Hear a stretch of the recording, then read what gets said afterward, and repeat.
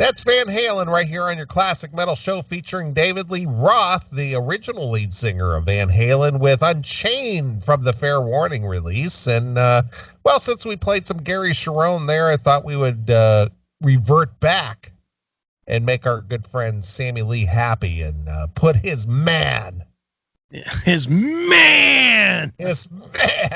lead vocalist, David Lee Roth. I'll never understand that whole worship of DLR, man. I mean, I like those records. They're fine. They're good. They're great records. I'm not going to argue that they're not, but man, oh man, the level of hate that is leveled to everybody else. It's not those guys' fault that fucking Eddie wanted a different singer. Why don't they hate Eddie? I get the whole David Lee Roth thing, because you got to realize, you know, if you want to look at the history of music, you know, as far as rock music is concerned, Van Halen kind of hit the airwaves of what, 78? Yeah. And, you know, there really wasn't a whole lot going on in 78 as far as hard rock music was concerned. And at that time, Van Halen was considered hard rock. Sure. So with Running with the Devil and with Van Halen, with David Lee Roth having that, you know, what do you want to call it? Charismatic front man. That swagger. Yeah. They carried 70s music into the 80s with the really ultra long hair and spandex and the over the top showmanship, and obviously Eddie Van Halen himself bringing to the table the you know, his unique style of playing guitar. Right. And so they ushered in a whole new era. I would give Van Halen credit for the whole 80s boom. I would think so, sure. Yeah, because a lot of people wanted to emulate what Van Halen was doing. So I kind of get that.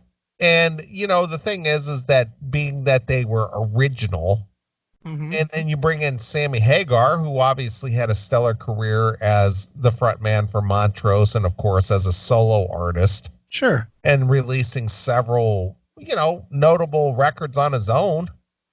I remember being in, when I was working at Camelot Music when I was in college, the big record at that time was 3 Lock Box. Love it.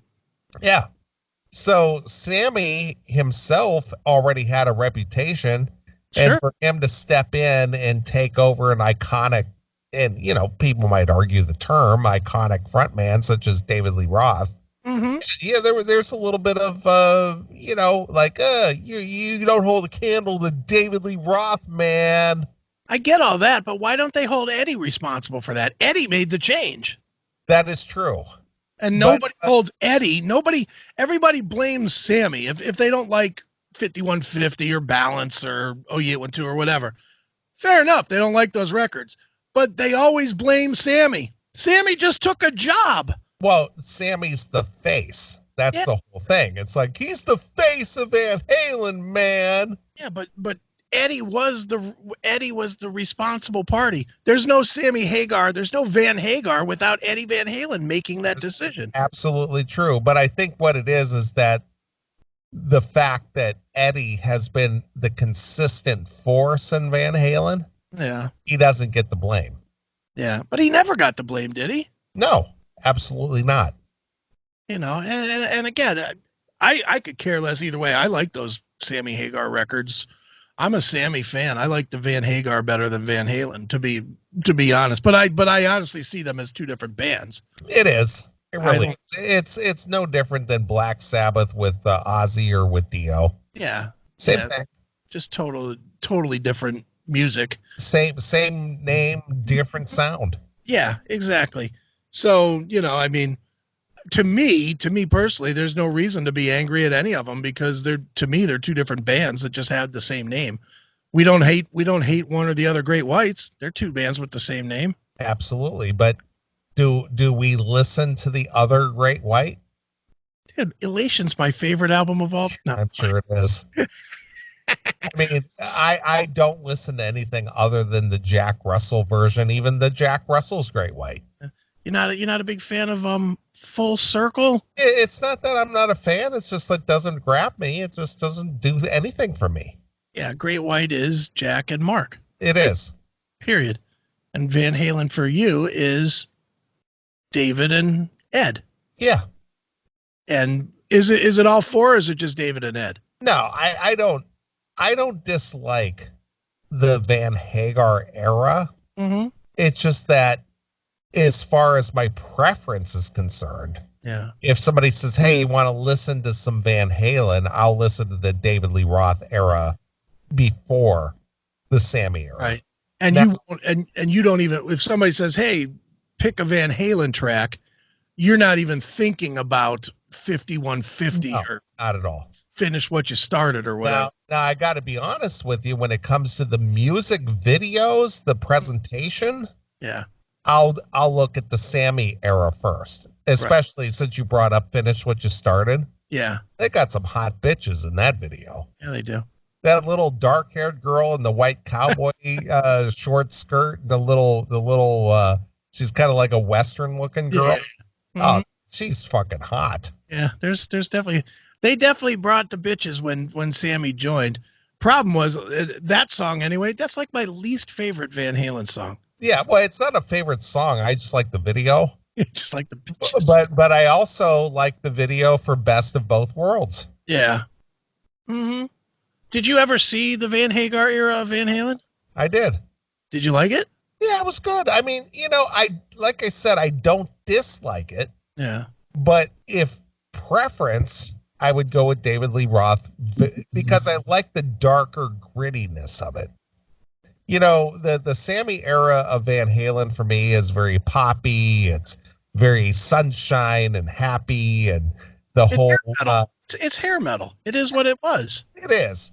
But the David Lee Roth is a little more gritty and blue collar and dark and just kind of, I don't know what it is, dirty. I think it's more dirty. That's what it is. See, the one thing that always kills me with it is the live thing. And even back in the day, I saw Van Halen on the 1984 tour, at Richfield. And they literally had to tear out the seats because they needed the stage was too fucking big. So they had to take out seats to make the stage big enough for Van Halen to play there. And it was average. I mean, Eddie was great. The band was great, and David was David.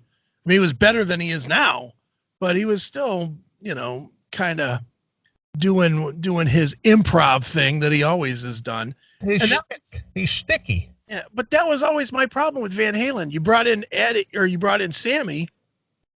Sammy played the songs the way they were supposed to be played. He brought in his own flavor to them, but he played the songs pretty much the way they were supposed to be played. And to be fair and to be honest, I hated when he did the other Van Halen songs. Yeah, it didn't fit his vocal range. It didn't fit his image. Yeah, I didn't want to see him singing Jump or Panama or, Drop Dead Legs or any of that shit. I just didn't want to see that. Unchained. I just wanted to see him playing. I was much happier later in the Van Halen career when he kind of minimized that to the shit that he had to play, like Jump. Yeah. They just have to play it. But for the most part, they started bringing in Ed or Sammy's solo stuff too. They started playing, There's Only One Way to Rock. That was from the beginning, but then they started doing Eagles Fly and stuff like that. They started bringing in Sammy's solo stuff. I was perfectly cool with that. That was great. So I don't know. And then just Cherone. I will say I saw Cherone with them one time, and they were really fucking good. They were good. Eddie was a mess, but they were good. He was all fucked up. And the weird thing about Cherone in the live performance was his ducking behind the drum riser and doing this whole where he was always crouching down and all. It was like weird. It was like he was like hiding behind the drum riser. Dude, he's done that his whole career though. He did that with but Extreme. It didn't fit the Van Halen thing though. No. It didn't. Dude, when I saw Extreme open for Bon Jovi at Blossom one year, and this will tell you, it was on the Keep the Faith tour for Bon Jovi. Me and the ex-wife went. A rare show that me and the ex-wife actually went. Wow, look at that. She actually got out of the house to listen to Devil's music.